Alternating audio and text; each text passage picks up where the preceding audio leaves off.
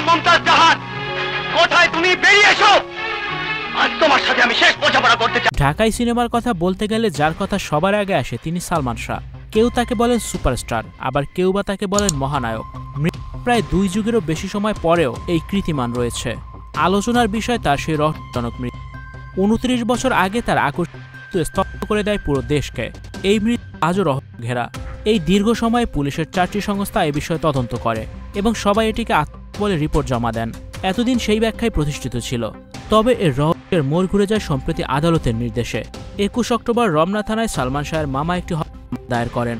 এতদিন পর নতুন করে অভিযোগে মামলা করায় ঘটনাটি নতুনভাবে আলোচনায় আসে। এবার হয়তো দীর্ঘদিনের রহস্যের কিছু জবাব মিলবে বলে আশা করা হয়।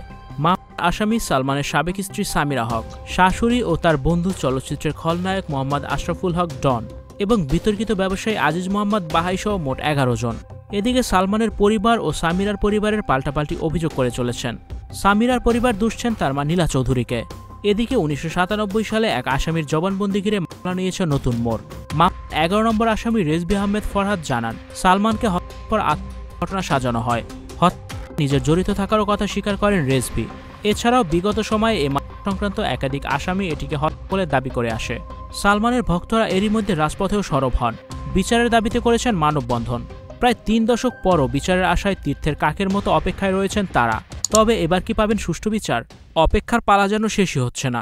Icon focus 24 TV, powered by 4D Fourth Dimension। আমাদের চ্যানেলটি সাবস্ক্রাইব করে আমাদের সাথে থাকুন।